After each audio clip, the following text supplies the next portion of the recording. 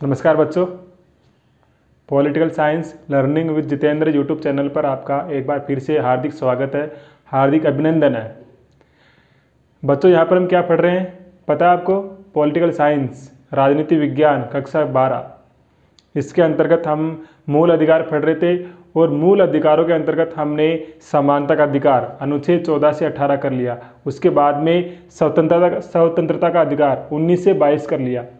इसमें 22वां मैंने छोड़ दिया था क्योंकि इससे पहले वाली क्लास में मैंने आपको बताया था कि अनुच्छेद 21 पूरा हो गया है और अनुच्छेद 21 हमको जीवन जीने का अधिकार प्रदान करता है। जीवन जीने के अधिकार के अंतर्गत ये सब बातें आपकी किताब में तो नहीं लिखी हुई है, लेकिन मैं ये सोच रहा था कि ये सब बातें कुछ मुख्य बातें हैं जो जीवन जीने के अधिकार से जुड़ी हुई है। जीवन जीने का जो हमारा अधिकार है उन सब चीज़ों में, उस अधिकार में ये सब चीज़ें हमारी शामिल है।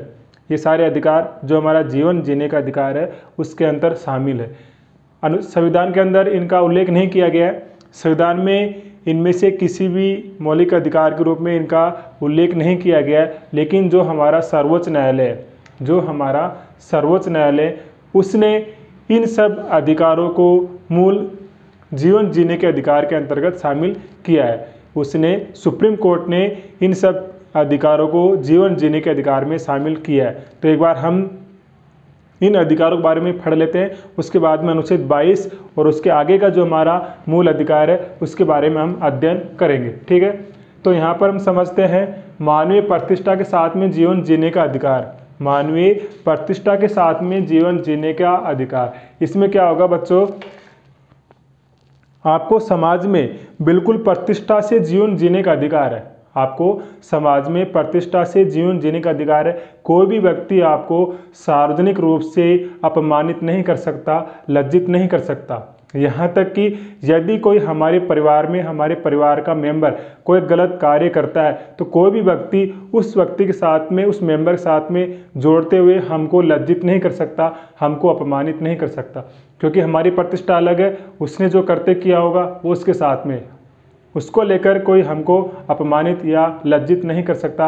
हमको मानवीय प्रतिष्ठा के साथ में, पूरी प्रतिष्ठा के साथ में, पूरी इज्जत और मान सम्मान के साथ में जीवन जीने का अधिकार है। यदि कोई व्यक्ति आपकी प्रतिष्ठा को किसी भी प्रकार से नुकसान पहुंचाता है, किसी भी प्रकार से आपकी बदनामी करता है, तो आप उसके खिलाफ कानूनी एक्शन ले सकते हो। हाईकोर्ट या सुप्रीम कोर्ट में आप उस व्यक्ति के खिलाफ वाद यानी कि मुकदमा दायर कर सकते हो। ठीक है। दूसरा है स्वच्छ पर्यावरण का अधिकार। ये स्वच्छ पर्यावरण का आपको अधिकार है। इसके अंतर्गत है प्रदूषण रहित जल पीने का अधिकार। हमारे यहाँ पर आप देखते हो जयपुर में, राजस्थान में अधिकतर बिसलपुर का पानी आता है। अब वो बिसलपुर का पानी यदि गंदा आ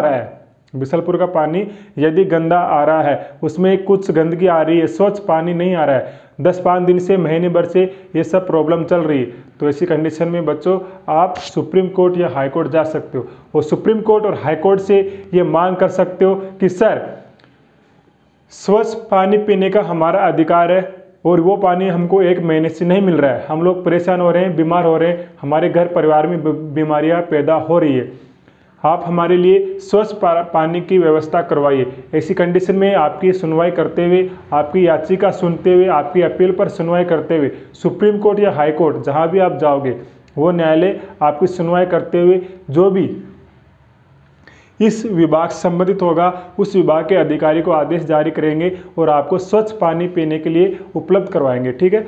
ऐसे ही स्वच्छ वायु, आपको स्वच्छ वायु का भी अधिकार है। यदि आपके आसपास में किसी प्रकार का कोई प्रदूषण हो रहा है तो आप सुप्रीम कोर्ट, हाई कोर्ट जा सकते हो और इसके आधार पर सुप्रीम कोर्ट, हाई कोर्ट जो भी आपके आसपास का वायु को गंदा करने का कारण है, उस कारण को समाधान करने का प्रयास करेगा सुप्रीम कोर्ट नहीं करेगा, सुप्रीम कोर्ट आदेश जारी करेगा राज्य सरकारों को कि यहाँ पर आप इस प्रकार से जो वायु प्रदूषण हो रहा है उस वायु प्रदूषण को रोकने का प्रयास करें। ठीक है। आगे क्या लिखा है? अकेले कारावास में बंद होने के विरुद्ध अधिकार।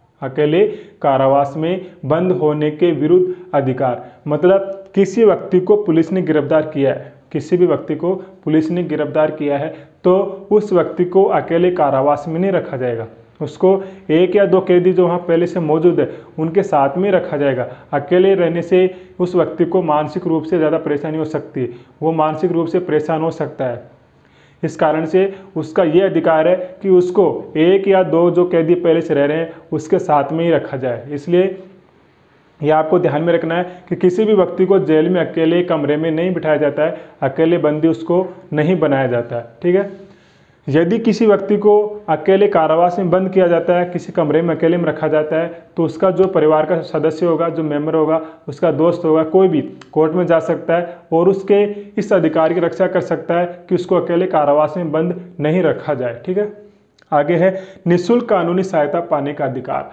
निःशुल्क कानूनी सहायता पाने का ये आपका अधिकार है। अब इसमें कैसे क्या होगा सुनो, इसमें कैसे क्या होगा, अगर किसी के बीच में 2 व्यक्तियों के बीच में झगड़ा हो गया और उनके खिलाफ कोई केस हो गया, केस होने के बाद में एक व्यक्ति तो अमीर था, उसने अपना वकील बना लिया, लेकिन दूसरा आदमी गरीब है, उसके पास में इतना पैसा नहीं है कि वो अपना वकील कर सके और न्यायालय में अपना पक्ष रख सके।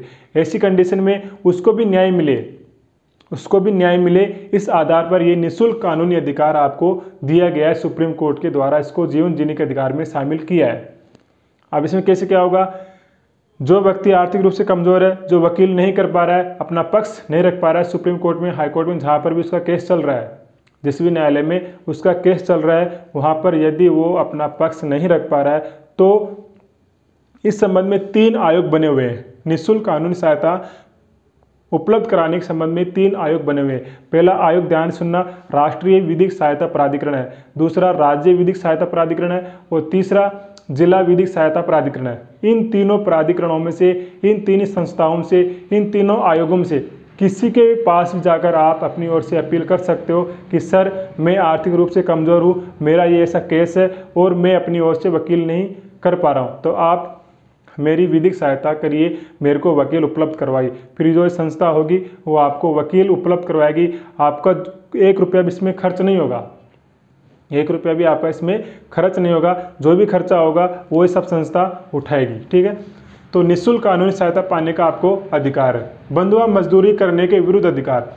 बंधुआ मजदूरी क्या होती है? बंधुआ मजदूरी होती है आपसे काम तो करवा ले, आपसे सेठ साहूकार जो भी कंपनी मालिक है काम तो करवा ले, लेकिन आपको मजदूरी नहीं दे, आपको उसके बदले में पैसा नहीं दे, तो बंधुआ मजदूरी हो गई। तो आपको यदि कोई बंधुआ मजदूर बनाकर रखता है, काम करवाता है, पैसा नहीं देता है, तो आप उसके खिलाफ जा सकते हो सुप्रीम कोर्ट, हाई कोर्ट में और अपनी मजदूरी का पैसा मांग सकते हो, अपने वहाँ से रिहाई का अधिकार मांग सकते हो, अपनी सुरक्षा मांग सकते हो। तो कोई भी आपको बंधुआ मजदूरी नहीं करवा सकता। हिरासत में शोषण के विरुद्ध अधिकार। किसी व्यक्ति को पुलिस ने गिरफ्तार किया है तो पुलिस उसके साथ में किसी प्रकार की कोई मारपीट नहीं कर सकती, पुलिस उसके साथ में किसी प्रकार का कोई शोषण नहीं कर सकती। यदि कोई पुलिस अधिकारी किसी को गिरफ्तार करने के बाद में उसके साथ में किसी भी प्रकार की मारपीट करती है, अमानवीय व्यवहार करती है, अत्याचार करती है, तो आप उस पुलिस अधिकारी के खिलाफ, उस थानेदार के खिलाफ सुप्रीम कोर्ट, हाई कोर्ट या फिर अन्य न्यायालय में जा सकते हो। ठीक है, मौलिक अधिकारों के अंतर्गत आप सिर्फ सुप्रीम कोर्ट, हाई कोर्ट ही जा सकते हो, लेकिन यदि आप पे किसी मौलिक अधिकार का उल्लंघन हो रहा है तो इस संबंध में आप सुप्रीम कोर्ट या हाई कोर्ट ही जा सकते हो।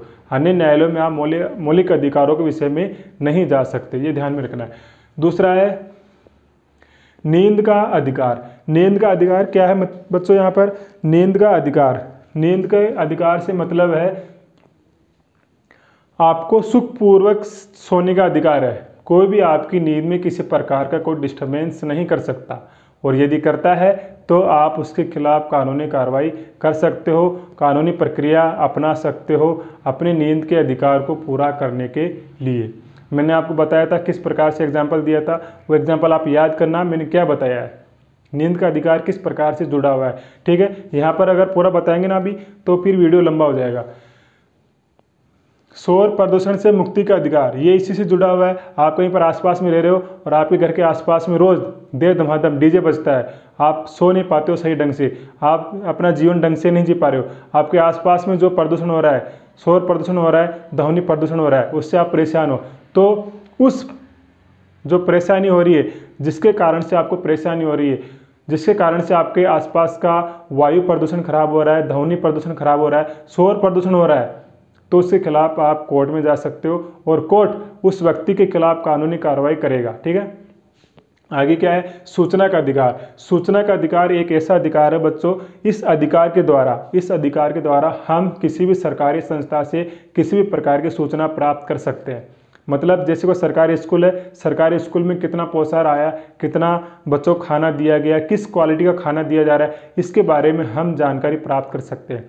मुख्यमंत्री ने पूरे राजस्थान में अब तक कितनी योजनाएं शुरू की है, कितना पैसा खर्च किया है, कितना राजस्व सरकार के पास में एकत्रित हुआ है, इन सब का ब्यौरा आप सूचना के अधिकार के तहत मांग सकते हो। ठीक है, आगे आता है विदेश यात्रा करने का अधिकार।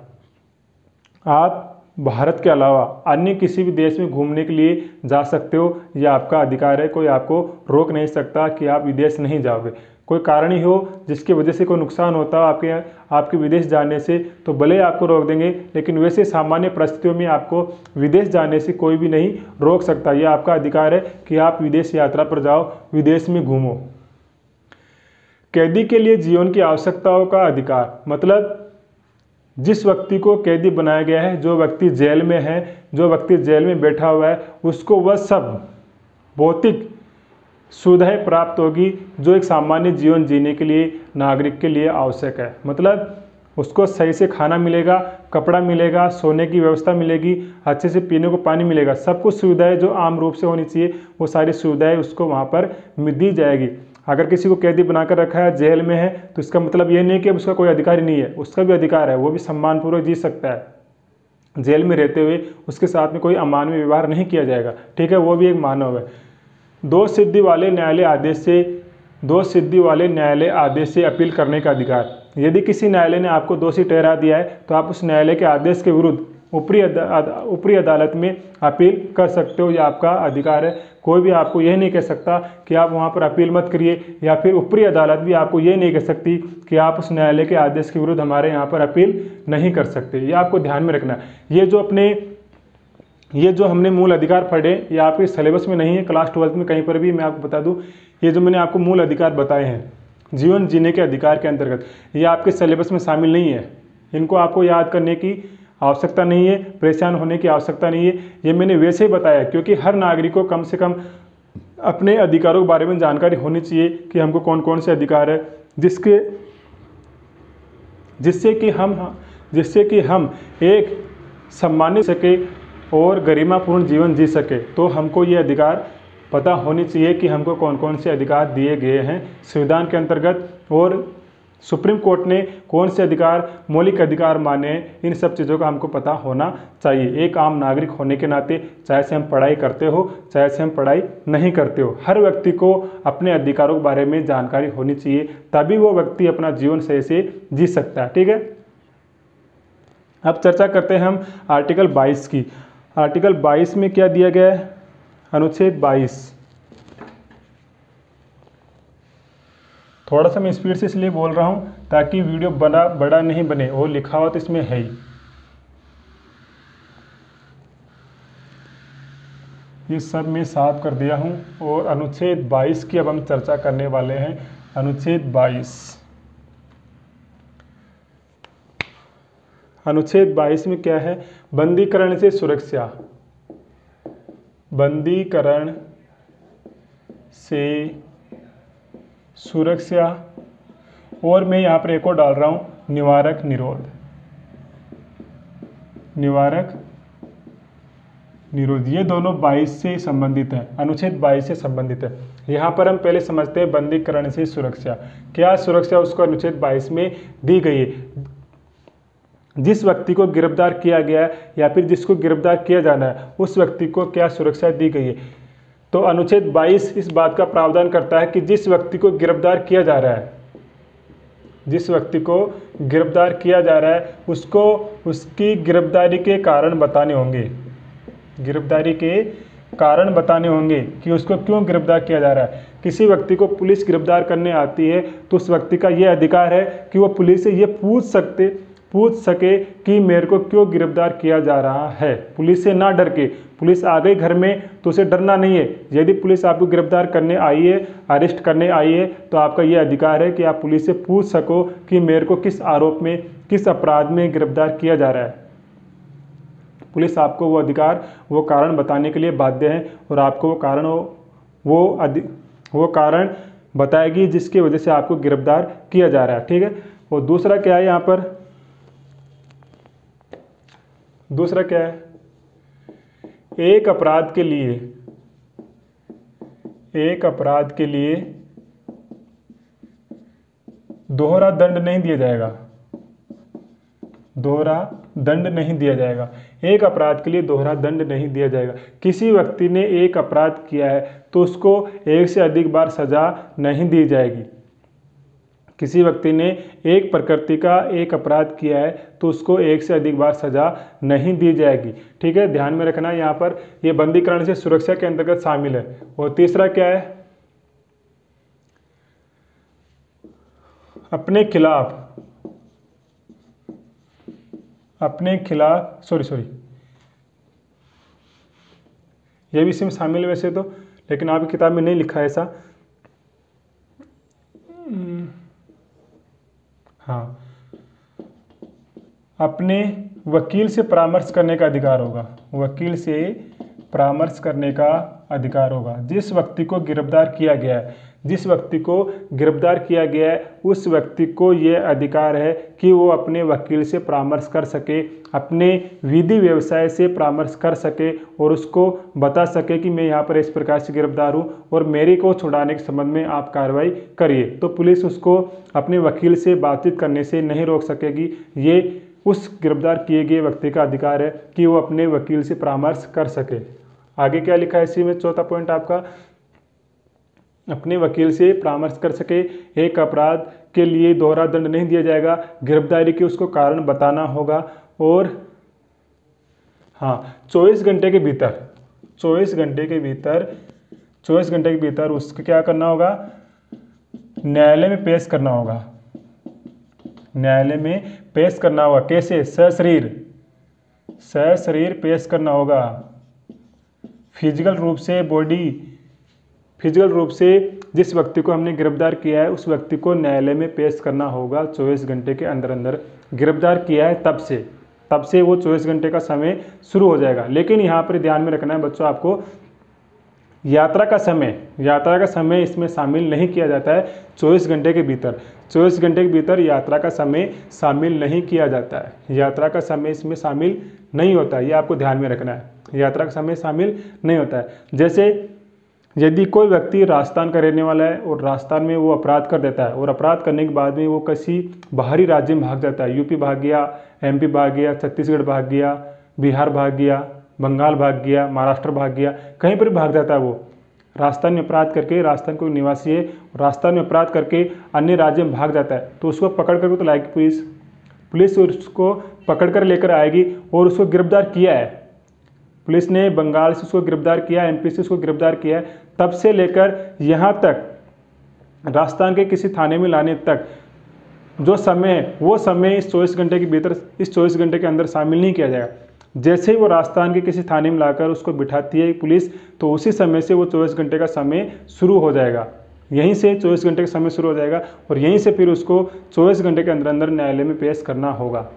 और यदि पूछो आपके शनिवार को गिरफ्तार किया हो तो क्या होगा, यदि किसी अपराधी को पुलिस ने शनिवार को गिरफ्तार किया है और संडे की छुट्टी रहती है तो क्या होगा, तो न्यायालय का दरवाज़ा कभी भी बंद नहीं होता है बच्चों, ध्यान रखना, न्यायालय का दरवाज़ा कभी बंद नहीं होता है। यदि पुलिस ने शनिवार को गिरफ्तार किया है तो संडे को 24 घंटे के भीतर जो मजिस्ट्रेट है वहाँ का, जो जज है, जो न्यायाधीश है, उसके घर पर भी उस अपराधी को पेश किया जाएगा, उसके सामने, न्यायाधीश के सामने उसको उसके घर पर पेश किया जाएगा। न्यायाधीश 24 घंटे ड्यूटी पर रहते हैं, हर घंटे हर समय वो अपनी ड्यूटी पर रहते हैं। यदि छुट्टी पर है और किसी व्यक्ति को पुलिस ने गिरफ्तार किया है और 24 घंटे के भीतर उसको न्यायालय में पेश करना है, तो ऐसी कंडीशन में उसको जज के घर पे पेश करना होगा, न्यायाधीश के घर पर उसको ले जाना होगा और वहीं पर न्यायाधीश समक्ष उसको पेश करके फिर उसको वापस थाने में न्यायाधीश भेज सकता है, वो अलग बात है। लेकिन एक बार तो उसको न्यायाधीश के समक्ष पेश करना ही होता है 24 घंटे के भीतर, ये ध्यान में रखना है। ठीक है, तो ये हो गया आपका बंदीकरण से सुरक्षा। बात करते हैं अपन गिरफ्तारी, ये निवारक निरोध क्या होता है। निवारक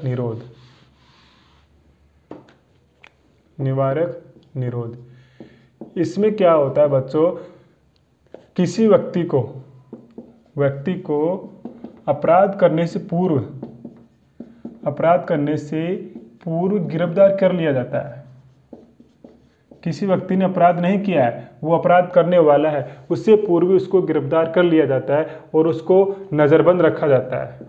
नज़रबंद रखा जाता है। नज़रबंद उसको कहीं पर भी रख सकते हैं, कोई सरकारी हाउस हो गया वहाँ पर रख सकते हैं, कोई सरकारी बंगला है वहाँ पर रख सकते हैं, या फिर उसके खुद के घर में उसको हम नज़रबंद रख सकते हैं। स्वयं के घर में नज़रबंद रख सकते हैं, ये ध्यान में रखना है। या तो उसको कोई सरकारी बंगला है उसके अंदर हम उस व्यक्ति को नज़रबंद रख सकते हैं, या फिर उसके स्वयं के घर में उसको हम नज़रबंद रख सकते हैं। ये आपको ध्यान में रखना है यहाँ पर, ठीक है। अब जिस व्यक्ति को हमने निवारक निरोध के अंतर्गत गिरफ्तार किया है, उस व्यक्ति को वो सब अधिकार प्राप्त नहीं होंगे जो अधिकार हमने अभी पढ़े कि 24 घंटे के अंदर उसको न्यायालय में पेश करना होगा, अपने विधि व्यवसाय से अपने वकील से परामर्श करने का अधिकार होगा, और जो अधिकार हमने पढ़े वो चारों अधिकार इसमें शामिल नहीं होंगे। वो चारों अधिकार निवारक निरोध के अंतर्गत गिरफ्तार किए गए व्यक्ति को प्राप्त नहीं होंगे। और इसके अंदर ये भी प्रावधान है, जिस व्यक्ति को हमने नज़रबंद किया है उसको 3 महीने तक हम नज़रबंद रख सकते हैं। 3 महीने तक उसको किसी न्यायालय में पेश करने की आवश्यकता नहीं है। 3 महीने तक हम उसको उसकी गिरफ्तारी के कारण नहीं बताएंगे। 3 महीने तक हम उसको किसी वकील से परामर्श नहीं करने देंगे, उसको कोई अधिकार प्राप्त नहीं होगा 3 महीने तक। 3 महीने तक हम उसको गिरफ्तार करके रख सकते हैं निवारक निरोध के अंतर्गत। किसी भी व्यक्ति को, ऐसे व्यक्ति को रखते हैं जिससे ऐसा लगता हो कि इसके बाहर रहने से, इसके आचरण से, इसकी किसी गतिविधि से देश की आंतरिक व्यवस्था को नुकसान हो सकता है, लोक व्यवस्था खराब हो सकती है, कानून व्यवस्था भंग हो सकती है, तब उस व्यक्ति को इसके अंतर्गत गिरफ्तार किया जाता है, ठीक है। अब आगे आता है एक आपका इसमें है राष्ट्रीय सुरक्षा कानून। ये राष्ट्रीय सुरक्षा कानून इसी से संबंधित है। राष्ट्रीय सुरक्षा कानून ये इसी से संबंधित है। इसी के अंतर्गत, इसी से ये दोनों जुड़े हुए हैं और इसी के अंतर्गत उस व्यक्ति को गिरफ्तार इसमें किया जाता है। राष्ट्रीय सुरक्षा को ध्यान में रखते हुए ही उसको गिरफ्तार किया जाता है, नज़रबंद किया जाता है। यह आपको इसमें ध्यान रखना है, ठीक है। तो ये अनुच्छेद 19 से 22 में जो अधिकार है, स्वतंत्रता का अधिकार, वो हमने अध्ययन कर लिया है। आराम से आपको समझ में आया होगा, ऐसा मुझे पूरा विश्वास है, पूरा भरोसा है, ठीक है। अब हम बात करते हैं अगला जो हमारा मूल अधिकार है। अगला मूल अधिकार हमारा शोषण के विरुद्ध अधिकार। कौन सा? शोषण के विरुद्ध अधिकार। शोषण के विरुद्ध, शोषण के विरुद्ध अधिकार कौन से अनुच्छेद में? 23 और 24। फटाफट यहाँ पे चर्चा करें हम 23 की। तो 23 में क्या दे रखा है? मानव दुर्व्यापार का निषेध। मानव दुर्व्यापार का निषेध, ठीक है। मानव दुर्व्यापार का मतलब क्रय विक्रय, क्रय विक्रय,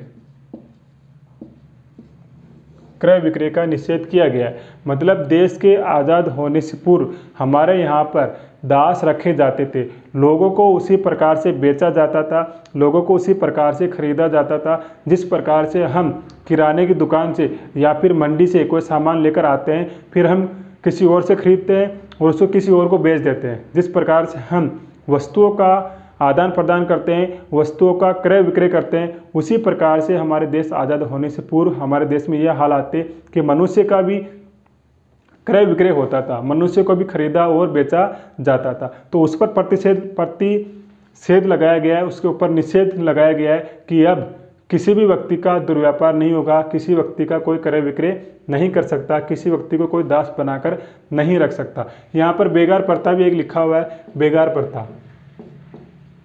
बेगार प्रथा मतलब किसी व्यक्ति को बिना मजदूरी के काम नहीं करवाया जा सकता। मैं अगर कहीं पर काम कर रहा हूँ तो जहाँ पर मैं काम कर रहा हूँ उनसे मेरे को मजदूरी लेने का अधिकार है और उनका भी कर्तव्य है कि मेरे काम के बदले मेरे को मजदूरी दे, ठीक है। तो यहाँ पर मेरे को कोई बेगार प्रथा नहीं करवा सकता। यदि कोई मेरे से बेगार प्रथा करवाता है, यदि कोई किसी से बेगार प्रथा करवाता है तो वो सुप्रीम कोर्ट, हाई कोर्ट में जा सकता है और अपने अधिकार की रक्षा करते हुए उस व्यक्ति के खिलाफ कानूनी कार्रवाई करवा सकता है, ठीक है। तो मानव दुर्व्यापार का निषेध किया गया अनुच्छेद 23 के अंतर्गत। मानव का क्रय विक्रय अब नहीं हो सकता, अब इसका निषेध कर दिया गया है, इसके ऊपर प्रतिबंध लगा दिया गया है अनुच्छेद 23 के अंतर्गत। अनुच्छेद 24 में क्या है? बाल श्रम का निषेध। बाल श्रम का निषेध, इसमें क्या है? 14 वर्ष से कम उम्र, 14 वर्ष से कम उम्र के बालकों को, 14 वर्ष से कम उम्र के बालकों को ऐसी जगह पर काम पर नहीं लगाया जा सकता जिस जगह पर उनको काम पर लगाने से उनके स्वास्थ्य के ऊपर किसी प्रकार का कोई नकारात्मक प्रभाव पड़ता हो, उनका स्वास्थ्य खराब होता हो, ऐसी जगह पर उनको नहीं लगाया जा सकता काम में 14 वर्ष से कम उम्र के बालकों को, जहाँ पर उनके जीवन को खतरा हो सकता हो, उनकी मृत्यु भी हो सकती हो। ऐसी जगह पर किसी भी बालक को जो 14 वर्ष से कम उम्र का है उसको नहीं लगाया जा सकता। संविधान में 14 वर्ष ही लिखी हुई है, लेकिन 18 वर्ष अभी यहाँ माना जाता है कि जो 18 वर्ष से कम उम्र का बालक है वो क्या है? नाबालिग है। और नाबालिग को हम किसी भी ऐसी जगह पर काम पर नहीं लगा सकते जहाँ पर उसकी जान को खतरा हो, उसके स्वास्थ्य के ऊपर कोई नुकसान होता हो। ठीक है, तो बाल श्रम का निषेध किया गया अनुच्छेद 24 के अंतर्गत। तो शोषण के विरुद्ध अधिकार में आपको ये दोनों चीज़ें याद में रखनी है। मानव दुर्व्यापार का निषेध, किसी भी मानव का अब हमारे यहाँ पर क्रय विक्रय नहीं हो सकता। जिस प्रकार से पुराने समय में दासों को खरीदा और बेचा जाता था, उसी प्रकार से आज के समय में हमारे यहाँ पर इस प्रकार से किसी व्यक्ति का व्यापार नहीं हो सकता, किसी व्यक्ति का क्रय या विक्रय नहीं हो सकता। और यदि ऐसा होता है तो सुप्रीम कोर्ट, हाई कोर्ट में जाकर हम हमारे अधिकार की रक्षा कर सकते हैं और उस व्यक्ति के खिलाफ कानूनी कार्रवाई कर सकते हैं। तो ये हो गया हमारा शोषण के विरुद्ध अधिकार। ठीक है, ध्यान में रखना है 23 और 24 को। इसके आगे एक और अधिकार आता है हमारा धार्मिक स्वतंत्रता का अधिकार।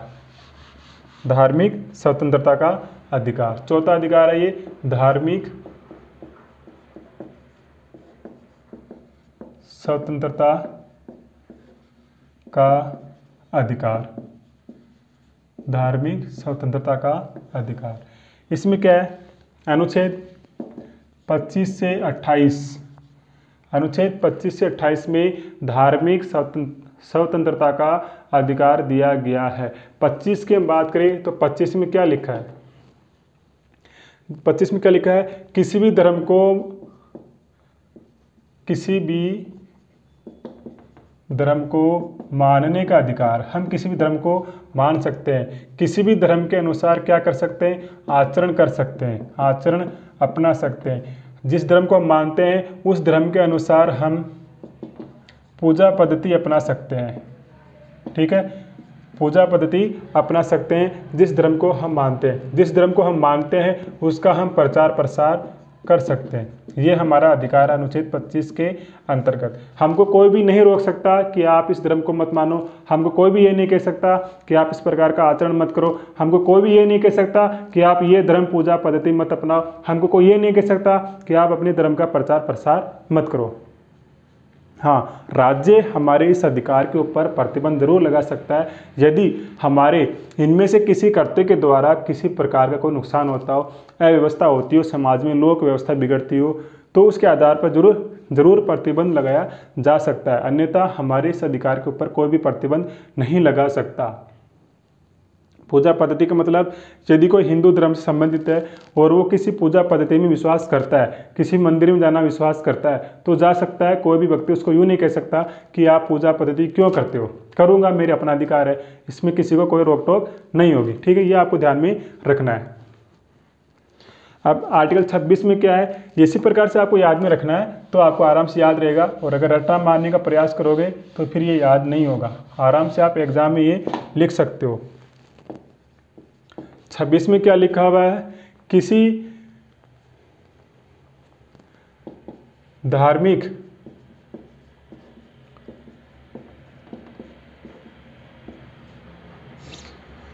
मामलों के प्रबंध की स्वतंत्रता, प्रबंध की स्वतंत्रता, धार्मिक मामलों के प्रबंध की स्वतंत्रता। इसके अंतर्गत हम किसी भी धार्मिक संस्था की स्थापना कर सकते हैं, धार्मिक संस्था की स्थापना कर सकते हैं। ठीक है, किसी भी धार्मिक संस्था की स्थापना कर सकते हैं। और क्या कर सकते हैं? धार्मिक संस्था के रूप में हमको जो टैक्स, जो कर मिला है, जो दान मिला है, धार्मिक संस्था हमने बनाई है कोई, उस धार्मिक संस्था पर व्यक्ति आते हैं जाते हैं धार्मिक लोग, और वो धार्मिक लोग जो वहाँ पर आ रहे हैं जा रहे हैं, वो जो दान दे रहे हैं उस दान पर किसी प्रकार का कोई टैक्स नहीं लगेगा, उस दान पर किसी प्रकार का कोई टैक्स नहीं लगेगा।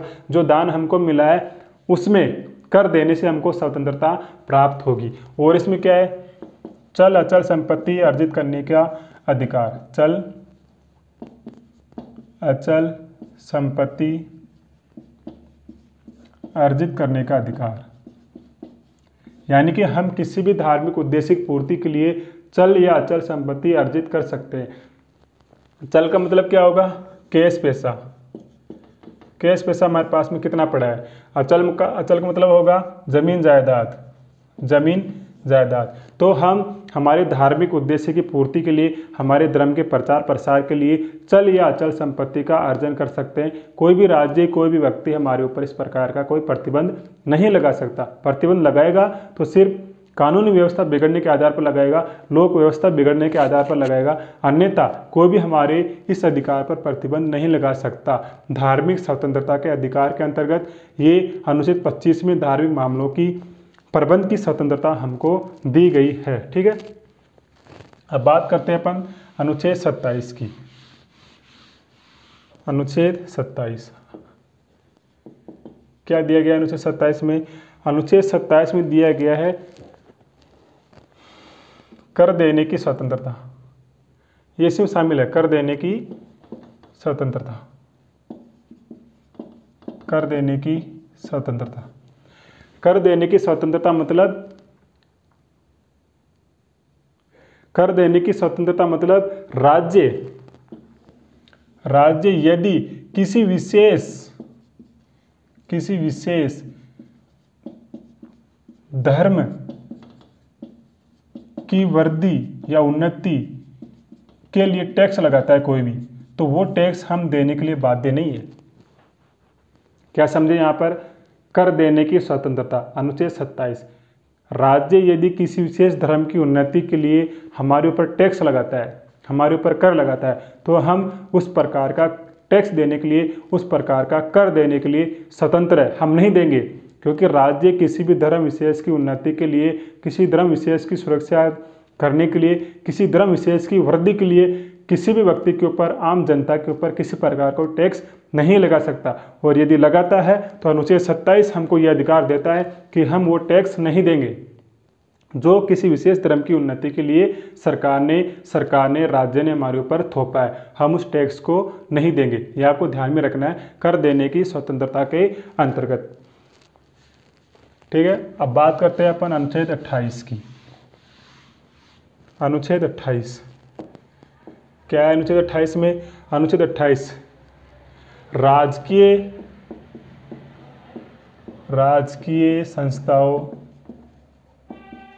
राजकीय संस्थाओं में धार्मिक शिक्षा नहीं दी जाएगी।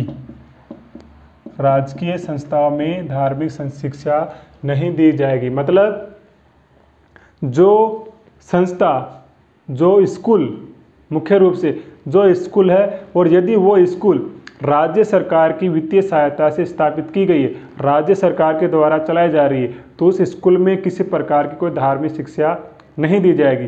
किसी प्रकार की धार्मिक शिक्षा वहाँ पर नहीं दी जाएगी। यदि वो स्कूल सरकारी है या फिर सरकारी से कोई वित्तीय सहायता प्राप्त करती है, प्राइवेट भी हो भले ही, लेकिन यदि वो प्राइवेट स्कूल सरकार से वित्तीय सहायता प्राप्त करती है तो उस स्कूल में भी धार्मिक शिक्षा नहीं दी जाएगी। ठीक है, लेकिन धार्मिक शिक्षा राज्य की संस्थाओं में नहीं दी जा सकती, लेकिन उन संस्थाओं में धार्मिक शिक्षा दी जा सकती है जो सरकारी हो।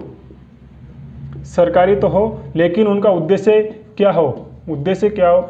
धार्मिक शिक्षा देना ही हो। ये आपके लिए एक्स्ट्रा पॉइंट होगा। यहाँ पर हमने ऊपर पढ़ा है राजकीय संस्थाओं में, राजकीय स्कूलों में धार्मिक शिक्षा नहीं दी जाएगी।